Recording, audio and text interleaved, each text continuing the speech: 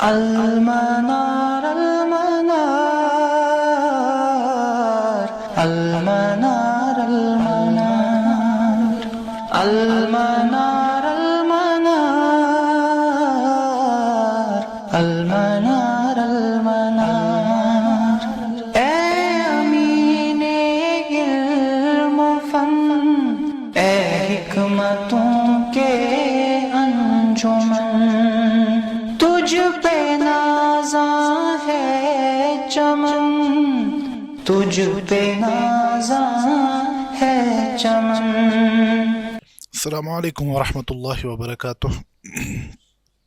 الحمد للہ وکفى والسلام علی عباده الذین اصطفى، اما بعد، قال اللہ تعالی فی القرآن المجید كما ورد في سورة البقرة، فاعوذ باللہ من الشیطان الرجیم، بسم اللہ الرحمن الرحیم۔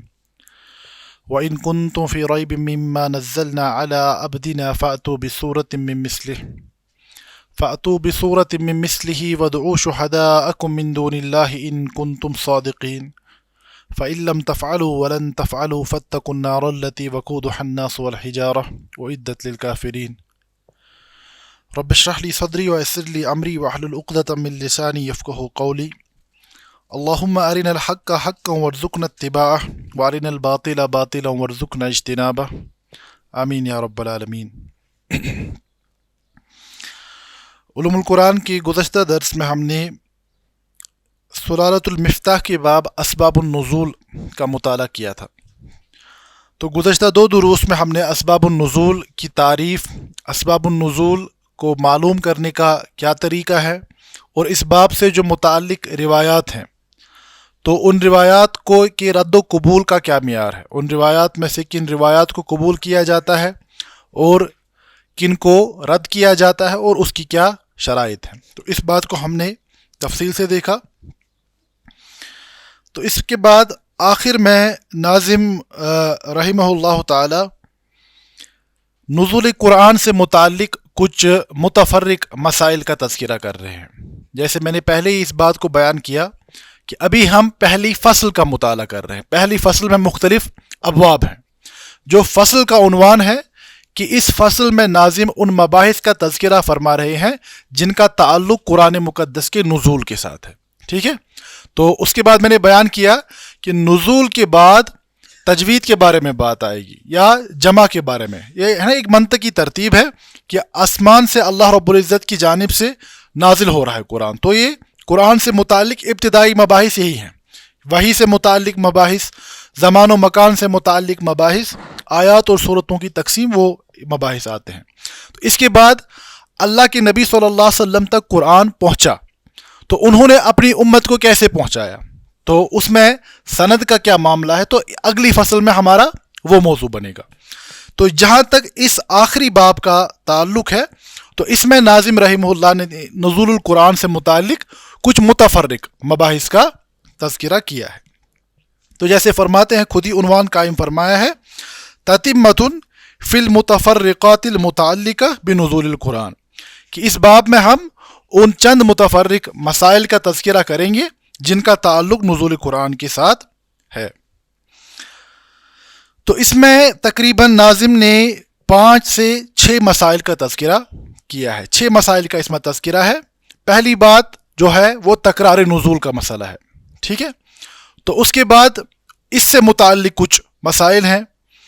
اس کے بعد سورتوں اور آیات کی جو ترتیب ہے ہم دیکھتے ہیں۔ پہلے ہم مصحف میں سورۃ الفاتحہ کو دیکھتے ہیں، اس کے بعد سورۃ البقرہ کو دیکھتے ہیں، ایسی ترتیب چلتی ہے۔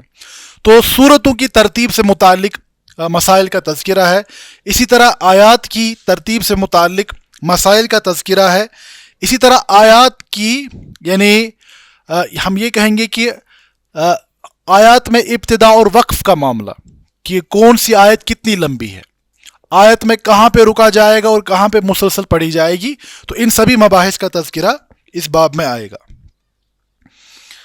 تو جہاں تک پہلے مسئلے کا تعلق ہے تو ناظم نے تذکرہ کیا ہے ما تکرر نزولہ، یعنی ان آیات کا تذکرہ جو ایک سے زائد مرتبہ نازل ہوئی ہیں، ٹھیک ہے۔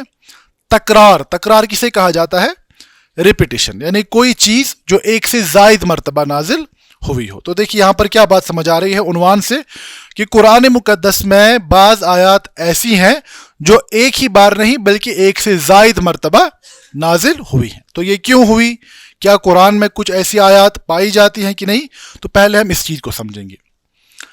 تو امام جلال الدین سیوطی رحمہ اللہ نے اپنی مشہور کتاب الاتقان میں بھی، اور امام زرکشی رحمہ اللہ نے اپنی کتاب البرہان میں اس کا تذکرہ کیا ہے کہ متقدمین اور متاخرین علماء کی ایک بڑی جماعت نے صراحت کے ساتھ یہ بیان کیا ہے کہ قد یتکرر نزول الآیہ، کہ قرآن مقدس کی بعض آیات مقرر یعنی بار بار ایک سے زائد مرتبہ نازل ہوئی ہیں، اور اس کی وجہ کیا تھی؟ تذکیراً و موعظہ، ایک تو یاد دہانی اور نصیحت کے اعتبار سے، وذکر من ذالک خواتیم سورۃ النحل، اور اس کی مثال میں سورۃ النحل کی آخری آیات، اسی طرح سورۃ الروم کی ابتدائی آیات الف لام میم غلبت الروم فی ادنی الارض وهم من بعد غلبہم سیغلبون، وہ والی آیات۔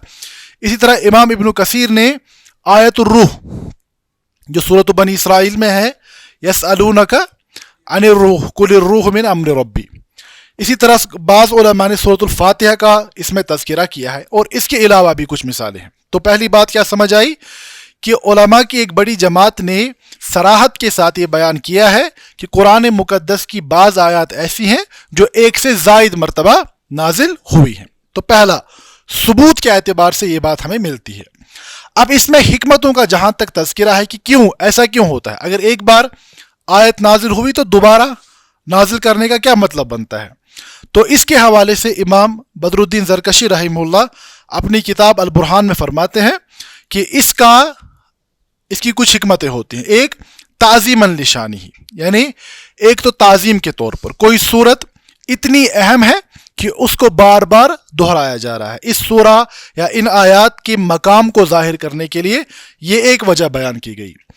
دوسرا وتذکیراً عند حدوث سببہ خوف نسیانہ، اور کبھی کبھار ایسا ہوا کہ کچھ مسائل پیش آئے، ٹھیک ہے، جیسے ہم نے اسباب النزول کے باب میں پڑھا کہ کوئی حادثہ، کوئی واقعہ، کوئی سوال سامنے آیا تو اس کے متعلق قرآن کی آیات نازل ہوئی، ٹھیک ہے۔ اب ایسا ہی کوئی مسئلہ دوسری دفعہ پیش آیا، مسئلہ مختلف تھا لیکن نوعیت ایک جیسی تھی، ٹھیک ہے۔ جیسے آگے ہم مثال دیکھیں گے سورۃ الاخلاص میں، جیسے مسئلہ کیا ہے؟ توحید باری تعالیٰ کا، توحید سے متعلق سوال ہے۔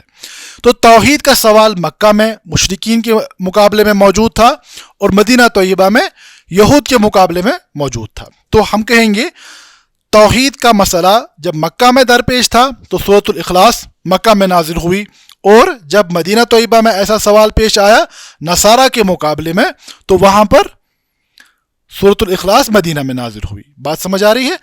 واقعہ ایک جیسا تھا، تو اس کے حوالے سے قرآنی آیت کو دوبارہ سے تذکیر کے طور پر بتایا گیا، ٹھیک ہے۔ تو ہم دیکھتے ہیں قرآن کی آیات کے حوالے تفسیر کے باب میں ہم انشاءاللہ آگے چل کر دیکھیں گے کہ قرآن کے احکامات کا اطلاق کیسے ہوتا ہے، ٹھیک ہے۔ یا میں نے اس سے پہلے بھی مثال کا تذکرہ کیا تھا سبب النزول کے باب میں ہی، کہ ہم دیکھتے ہیں کہ سورۃ المجادلہ میں زہار کا حکم بیان کیا گیا، ٹھیک ہے۔ قد سمع اللہ قول التی تجادلک فی زوجہا وتشتکی الی اللہ، تو وہ خاتون شکایت لے کر آئی تھی، خولہ بنت ثعلبہ اس خاتون کا نام تھا، ٹھیک ہے۔ تو امیجیٹ وجہ کیا بنی تھی؟ وہ خاتون، قرآن کی آیت نازل ہوئی۔ اب کیا یہ حکم خالی اس خاتون کے لیے تھا کہ ہر کوئی وہ خاتون جسے زہار کا مسئلہ پیش آئے گا؟ تو ہم اس میں ایک قاعدہ بیان کرتے ہیں جو ہم آگے تفصیل سے پڑھیں گے، العبرۃ بعموم اللفظ لا بخصوص السبب، یعنی آیت میں اعتبار کس کا ہوتا ہے؟ لفظ کے عموم کا، نہ کہ اس خاص وجہ کا، ٹھیک ہے۔ اس کو ہم عام اور خاص کی بحث جب پڑھیں گے وہاں تفصیل سے ہم بیان کریں گے انشاءاللہ۔ فی الحال یہ بات میں سمجھا رہا ہوں لب لباب کہ قرآن کی آیات کبھی ایک سے زائد مرتبہ نازل ہوتی ہیں۔ ایک اس کی حکمت یہ ہے ان آیات کی یا اس سورہ کی تعظیم کے حوالے سے۔ دوسرا، کوئی ایسا واقعہ پیش آ جاتا ہے جیسا واقعہ اس سے پہلے بھی پیش آیا تھا، اب یہاں پر حکم کی تذکیر کے اعتبار سے دوبارہ ان آیات کو بیان کیا جاتا ہے۔ بات سمجھ آئی؟ اور اس کے بعد جیسے مثال یہاں پہ میں نے بیان کیا، وَكَذَلِكَ مَا وَرَدَ فِي سُورَةِ الْإِخْلَاصِ مِنْ أَنَّهَا جَوَابٌ لِلْمُشْرِكِينَ بِمَكَّةِ۔ سورہ اخلاص مکہ میں مشرکین کے جواب کے حوالے سے تھا اور اہل کتاب کے حوالے سے مدینہ طیبہ میں، ٹھیک ہے۔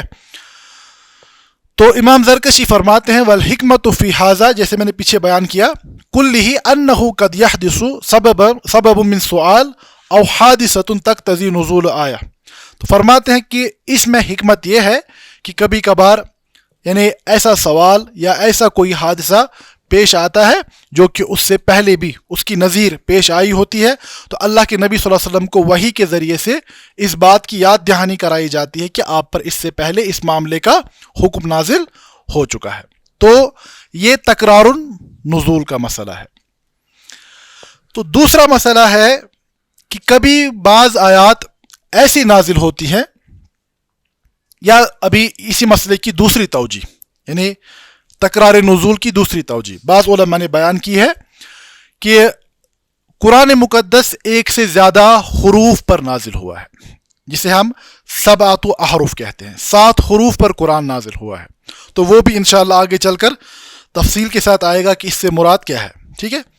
تو بعض علماء نے تکرار نزول کی توجہ سبب یعنی احرف السبع کی بنیاد پہ کی ہے، جیسے ابی ابن کعب رضی اللہ تعالیٰ عنہ سے مروی ہے صحیح مسلم میں، فرماتے ہیں کہ اللہ کے نبی صلی اللہ علیہ وسلم نے فرمایا ان ربی ارسل الی ان اقرأ القرآن علی حرف، کہ میرے رب نے مجھ پر قرآن نازل فرمایا ایک حرف پر، یعنی ایک قرات کے مطابق۔ اب حروف کا کیا معنی ہے وہ میں آگے چل کر انشاءاللہ تفصیل سے بیان کروں گا۔ فرددت الیہ، تو میں نے گزارش کی، ان حون علی امتی، کہ میری امت پر آسانی کا معاملہ فرما دیجیے۔ اختصار سے بات سمجھانے کے لیے مثال کو آپ لیں کہ ہمارے یہاں لہجوں کا فرق پایا جاتا ہے نا، ہمارے یہاں بھی کشمیر میں بھی اگر آپ سری نگر کا اور ساؤتھ کا لہجہ دیکھیں گے بالکل مختلف ہے۔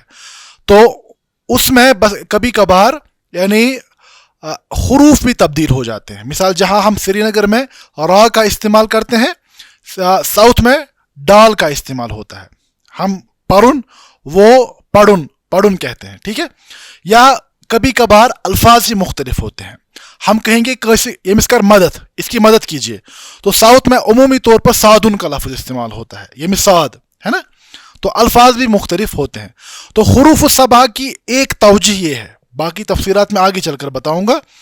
اب اگر آپ ساؤتھ کے کسی انسان کو سری نگر کے لہجے پر بات کرنے کے لیے یعنی بار بار اس سے تقاضا کریں گے تو اس میں دشواری پیش آ سکتی ہے، ٹھیک ہے، کیونکہ وہ ایک لہجے کا ایک زبان کا عادی ہو چکا ہوتا ہے، ٹھیک ہے۔ تو قرآن میں بھی ہم حروف السبع کے باب میں پڑھیں گے کہ قرآن کو پڑھنے کے ایک سے زائد طریقوں کی اجازت دی گئی تھی، ٹھیک ہے۔ تو یہی ہے کہ جب قرآن ایک قرات کے مطابق نازل ہوا تو اللہ کے نبی صلی اللہ علیہ وسلم نے یعنی فرماتے ہیں کہ میں نے گزارش کی ان حون علی امتی، کہ میری امت پر آسانی کا معاملہ فرما دیجئے۔ فارسل الی ان اقرأہ علی حرفین، اس کے بعد مجھے 2 حروف پر پڑھنے کی اجازت دی گئی، تو میں نے اس کے بعد بھی گزارش کی یہاں تک کہ مجھے 7 حروف پر قرآن کو پڑھنے کی اجازت دی گئی۔ اب حروف سے کیا مراد ہے، کیا معنی ہے، تو وہ ہم آگے چل کر تفصیل سے دیکھیں گے۔ تو بعض علماء فرماتے ہیں جو یہ تکرار نزول کا مسئلہ ہے، ہم کہتے ہیں کہ ایک سے زائد مرتبہ آیات نازل ہوئی، اس سے یہی مراد ہے کہ پہلی مرتبہ ایک حرف کے مطابق نازل ہوئی، دوسری مرتبہ دوسرے حرف کے مطابق نازل ہوئی، تو تکرار اس بنیاد پر تھی، ٹھیک ہے۔ تو یہ تکرار کی کتنی وجوہات سامنے آئی؟ 3۔ ایک تو آئی تعظیم کے لیے، دوسرا تذکیر کے لیے، تذکیر مطلب کوئی حادثہ پیش آیا جس کا حکم پہلے ہی نازل ہو چکا تھا، اس کی یاد دہانی کرائی گئی، اور تیسرا کہ یہ ایک سے زائد حروف پر قرآن کو پڑھنے کا معاملہ تھا۔ تو یہ اور ایک توجہ ہے، ٹھیک ہے۔ تو جمال القراء جو علم قرات کی ایک اہم کتاب ہے، امام سخاوی رحمہ اللہ فرماتے ہیں، پہلے انہوں نے تذکرہ کیا ہے کہ سورہ فاتحہ ایک سے زائد مرتبہ نازل ہوئی ہے، تو اس کے بعد فرماتے ہیں یجوز ان یکون نزلت اول مرۃ علی حرف واحد۔ امام سخاوی فرماتے ہیں کہ یہ بات بالکل ممکن ہے کہ پہلی مرتبہ سورہ فاتحہ ایک حرف پر نازل کی گئی اور اس کے بعد ایک سے زائد حروف پر، جیسے کہ ہم دیکھیں گے آگے بھی مثالوں سے۔ صراط الذین انعمت علیہم میں صاد اور سین کے ساتھ دونوں کے ساتھ قرات وارد ہوئی ہے۔ اسی طرح مالک یوم الدین اور ملک یوم الدین، ٹھیک ہے، تو یہ مختلف قرات ہیں اس صورت کی۔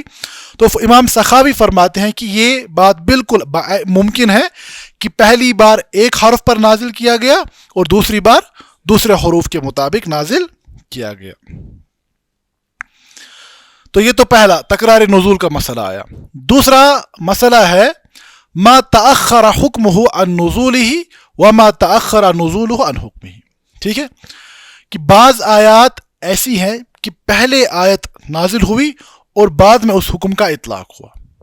اس کی مثال کیا ہے؟ جیسے قرآن میں ہے سورۃ البلد، تقریباً ہر ایک کو یاد ہوگی، لا اقسم بہذا البلد وانت حل بہذا البلد۔ ہم جانتے ہیں کہ حرم میں قتال منع ہے، ٹھیک، اور یہ جاہلیت کے زمانے میں بھی منع ہی سمجھتے تھے لوگ، لیکن یہ کہا گیا وانت حل بہذا البلد، آپ کے لیے اس شہر میں، حرم میں، ہم نے آپ کے لیے اس کو حلال کر دیا، ٹھیک ہے۔ تو یہ جانتے ہیں ہم کہ یہ سورہ یہ مکی صورت ہے، یہ مکہ کے زمانے میں نازل ہوئی تھی، لیکن اس کا ظہور کب ہوا؟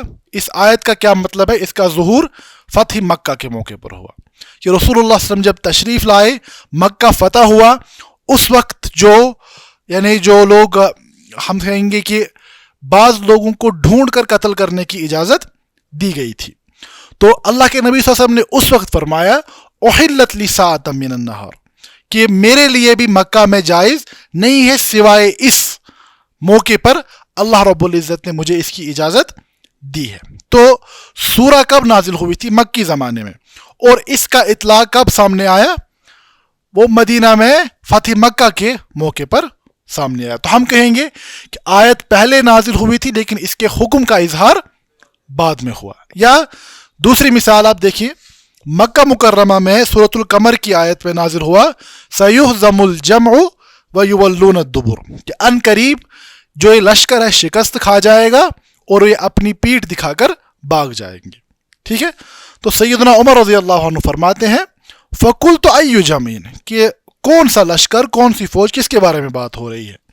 تو فرماتے پس جب بدر کا دن تھا، وانحزمت قریش، اور قریش کو شکست فاش وہاں پر ملی، نظر تو الی رسول اللہ صلی اللہ علیہ وسلم فی آثارہم، میں نے اللہ کے نبی صلی اللہ علیہ وسلم کو ان کے تعاقب میں دیکھا، مسلطن بالسیف، اور ان کے یعنی مبارک ہاتھ میں تلوار تھی، تو وہ فرما رہے تھے سیہزم الجمع ویولون الدبر، یعنی جب قریش کا لشکر پیٹ دکھا کر بھاگ رہا تھا تو اللہ کے نبی صلی اللہ علیہ وسلم اس آیت کی تلاوت فرما رہے تھے۔ تو آیت کا نزول کہاں ہوا تھا؟ مکہ میں، لیکن اس کے حکم کا اظہار، اس کا اطلاق مدینہ طیبہ میں کافی بعد میں سامنے آیا۔ تو اس کو امام طبرانی نے اوسط میں، اپنی معجم الاوسط میں تذکرہ کیا ہے۔ تو یہ پہلا حصہ ہے ما تأخر حکمہ عن نزولہ۔ اب اس کا دوسرا پہلو ہے برعکس، وائس ورسا جسے آپ کہیں گے، ما تأخر نزولہ عن حکمہ، کہ نزول بعد میں ہوا آیت کا لیکن اس کے حکم کا اطلاق پہلے سے چل رہا تھا۔ اور اس کی مثال کیا ہے؟ آیت الوضو، ٹھیک ہے۔ تو جہاں تک آیت الوضو کا تعلق ہے تو اس میں ہم نے تفصیل کے ساتھ وہ واقعہ پڑھایا آپ کو پیچھے کہ سیدہ عائشہ رضی اللہ عنہ کا ہار کھو جانے کا واقعہ، اسی وقت تیمم کے حوالے سے حکم نازل ہوا۔ تو یہ سورۃ المائدہ میں ہے اور سورۃ المائدہ مدنی ہے، ٹھیک ہے۔ لیکن ہم جانتے ہیں کہ نماز مسلمانوں پر فرض ہوئی تھی مکہ میں ہی۔ اب 5 اوقات کا معاملہ بعد کا ہے، لیکن نماز پہلے سے ابتدا سے فرض تھی، صورت مختلف تھی لیکن نماز فرض تھی۔ تو علماء فرماتے ہیں، امام ابن عبد البر نے بیان کیا معلوم عند جمیع اہل المغازی انہ لم یصلی منذ فرضت علیہ الصلاۃ الا بوضوء، کہ یہ بات بالکل واضح ہے اور انہوں نے اس پر اجماع کا دعویٰ کیا ہے کہ اس پر اجماع ہے امت کا کہ نماز مکہ میں فرض ہوئی تھی اور وضو کے ساتھ فرض ہوئی تھی، وضو کے بغیر نماز پڑھنے کی کوئی اجازت نہیں تھی۔ تو اس بات سے کیا سمجھ آیا؟ فرماتے ہیں ولا یدفع ذلک الا جاہل او معاند، کہ اس بات کا انکار یا تو جاہل یا بڑا ہٹ درم انسان ہی کر سکتا ہے۔ قال والحکمت فی نزول آیت الوضوء مع تقدم العمل به لیکون فرضه مطلوبا بالتنزیل، فرماتے ہیں کہ پہلے سے اگر وضو ہو رہا تھا تو اب آیت الوضو مدینہ میں نازل ہوئی، مدینہ طیبہ میں نازل ہوئی، تو اس کی حکمت یہ تھی کہ اس کا حکم تلاوت کے طور پر قرآن میں باقی رکھا جائے۔ تو ہم کہیں گے کہ یہاں پر حکم وضو کا مکہ سے ہی تھا، لیکن اس کی تفصیل اور قرآن میں اس کا حکم مدینہ طیبہ میں نازل ہوا، پہلے حکم اور بعد میں نزول۔ تو یہاں یہ بات بھی سمجھ آتی ہے کہ سنت مطہرہ شریعت کا ماخذ ہے۔ اگر قرآن میں آیت الوضو مکہ میں موجود نہیں تھی تو مسلمان کس بنیاد پر وضو کر رہے تھے؟ تو اللہ کے نبی صلی اللہ علیہ وسلم کے حکم کی بنیاد پر کر رہے تھے، ٹھیک ہے۔ اسی طرح جمعہ کا بھی جہاں تک مسئلہ ہے تو سورۃ الجمعہ مدنی آیت ہے، ٹھیک ہے۔ اذا نودی للصلاة یوم الجمعۃ فاسعوا الی ذکر اللہ وذروا البیع، تو یہ مدینہ طیبہ میں نازل ہوئی، لیکن جمعہ مسلمانوں پر مکہ میں فرض تھا۔ تو اس کی صراحت ہمیں ابن ماجہ کی ایک روایت میں ملتی ہے کہ عبد الرحمن ابن کعب ابن مالک رضی اللہ تعالیٰ، کعب ابن مالک رضی اللہ عنہ کے فرزند، وہ بیان کرتے ہیں کنت قائد ابی حین ذہب بصرہ، میں اپنے والد صاحب کی خدمت میں رہتا تھا، ان کو چلنے میں مدد کرتا تھا جبکہ ان کی بصارت چلی گئی، یعنی ان کی آخری عمر میں۔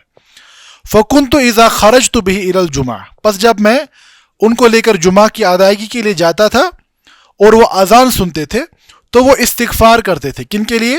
لأبی امامہ اسعد ابن زرارہ، اسعد ابن زرارہ رضی اللہ عنہ مشہور یعنی انصاری صحابہ میں سے ہیں، تو فرماتے ہیں کہ میرے والد اسعد ابن زرارہ کے لیے رضی اللہ عنہ کے لیے استغفار دعا کرتے تھے ان کے لیے۔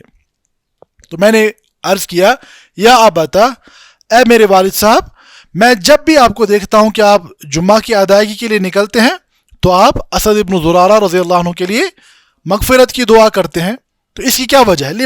اس کی کیا وجہ ہے؟ قال اے بنی، تو انہوں نے فرمایا اے میرے بیٹے، جس شخص نے مدینہ طیبہ میں رسول اللہ علیہ وسلم کی ہجرت سے پہلے جمعہ کا آغاز کیا تھا وہ اسد ابن زرارہ ہی تھے، یعنی رسول اللہ علیہ وسلم ابھی مدینہ طیبہ ہجرت کر کے نہیں آئے تھے، لیکن وہاں پر جمعہ کی اقامت کا آغاز ہو چکا تھا، اور اس کو قائم کرنے والے کون تھے؟ اسد ابن زرارہ رضی اللہ عنہ۔ تو اس بات سے سمجھ یہ آیا کہ اللہ کے نبی صلی اللہ علیہ وسلم ابھی مکہ میں ہی تھے لیکن جمعہ پر عمل شروع ہو چکا تھا۔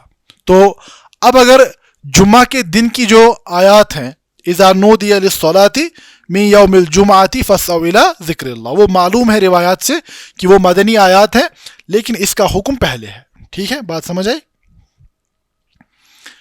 تو یہاں پر یہ دوسرا مسئلہ آیا کہ پہلے حکم اور بعد میں نزول، اور دوسرا پہلے نزول اور بعد میں حکم۔ اب تیسرا مسئلہ ہے ما نزل مفرقا وما نزل جمعا، وہ ان آیات کا تذکرہ جو متفرق طور پر نازل ہوئی اور وہ جو ایک ساتھ نازل ہوئی۔ اب اس میں بھی دو صورتیں بنتی ہیں کہ ایک تو چھوٹی چھوٹی کثار صورتیں، جو چھوٹی صورتیں ہیں، ان میں سے بھی بعض صورتیں ایسی ہیں جن کی جو یعنی جستہ جستہ نازل ہوئی، بیک وقت پوری صورت نازل، جیسے سورہ علق کے بارے میں ہم جانتے ہیں کہ پہلی وحی میں ابتدائی چند آیات نازل ہوئی، الذی علم بالقلم علم الانسان ما لم یعلم تک، ٹھیک ہے، تو اس کے بعد باقی آیات آہستہ آہستہ نازل ہوتی رہی۔ اسی طرح جہاں تک سورۃ الضحیٰ کا تعلق ہے، اس میں بھی فترضا تک پہلے نازل ہوئی، وَأَوَّلُ مَا نَزَلَ مِنْهَا إِلَىٰ قَوْلِهِ فَتَرْضَىٰ، ٹھیک ہے، کما فی حدیث طبرانی، تو یہ طبرانی کی روایت میں موجود ہے۔ تو ہم کہیں گے کہ چھوٹی صورتیں بھی بعض ایسی ہیں جو متفرق طور پر نازل ہوئی، یعنی جن کی آیات ایک ساتھ نازل نہیں ہوئی بلکہ علیحدہ علیحدہ نازل ہوئی، اور بعض صورتیں ایسی ہیں جو مکمل صورت ایک ساتھ نازل ہوئی۔ اسی طرح جو لمبی صورتیں ہیں، طوال صورتیں ہیں، ان کا بھی یہی معاملہ ہے، ان میں بعض صورتیں ایسی ہیں کہ جن کی آیات الگ الگ اوقات پر نازل ہوتی رہی، اور بعض پوری لمبی صورت ایک ساتھ نازل. جیسے کہ اس میں مشہور روایت سورہ انعام کی ہے جو ہم اگلے مسئلے میں پڑھیں گے. سورۃ انعام مئین میں آتی ہے، یعنی 100 سے زائد آیات اس میں موجود ہیں، لیکن ایک ساتھ پوری صورت نازل ہوئی. ٹھیک ہے، بات سمجھ آئی؟ تو ہم کہیں گے کہ قرآن کی صورتیں ایسی ہیں کہ بعض صورتیں اس صورت میں نازل ہوئی کہ علیحدہ علیحدہ آیات کا مجموعہ آیا، اور بعض ایسی ہیں کہ پوری صورت بیک وقت ایک ساتھ نازل ہوئی. ٹھیک ہے، تو یہ اور مثال ناظم نے بیان کی ہے. تو اس کے بعد فرماتے ہیں اور چند مسائل کا تذکرہ جس میں مفرد اور بعض مشیع صورت میں نازل ہوئی ہے. تو اس سے کیا مراد ہے وہ ہم اگلے درس میں دیکھیں گے. تو جو ہم نے ابھی بیان کیا اس کو سامنے رکھتے ہوئے ناظم کی طرف آئے. سلسلۃ المتون کا صفحہ نمبر 39. تو ناظم فرماتے ہیں وَمِنْهُ مَا نُزُولُهُ تَقَرَّرَ، قرآن کی بعض آیات ایسی ہیں جن کا نزول مقرر ہوا ہے، یعنی جو ایک سے زائد مرتبہ نازل ہوئی ہیں. وَمِنْهُ مَا عَنْ حُکْمِهِ تَأَخَّرَ، اور بعض آیات ایسی ہیں جو اپنے حکم کے بعد نازل ہوئی. وَالْعَكْسُ، اور اس کا عکس مطلب اپوزٹ. ٹھیک ہے، اوپر تھا پہلے نزول ہوئی، پہلے حکم آیا پھر نازل ہوئی. یہاں پر عکس کیا آئے گا؟ پہلے نزول پھر حکم کا، جیسے میں نے لا اقسم بہذا البلد کا تذکرہ کیا. ٹھیک ہے، اس کے بعد فرماتے ہیں او مفرقن، یا اور بعض آیات ایسی ہیں جو مفرق علیحدہ علیحدہ نازل ہوئی. ومجمع، اور بعض ایسی ہیں جو ایک ساتھ نازل ہوئی ہے. اس کے بعد ومفرد وبعضه مشیع، اس کا کیا مطلب ہے وہ انشاءاللہ اگلے درس میں دیکھیں گے. ھذا ما عندی واللہ تعالی عالم، وصلی اللہ علی نبینا محمد وآلہ وصحبہ وسلم، وآخر دعوانا ان الحمد للہ رب العالمین. المنار المنار المنار المنار المنار المنار المنار. اے امین علم و فن، اے حکمتوں کے انجمن، تجھ پہ نازاں ہے چمن، تجھ پہ نازاں ہے چمن.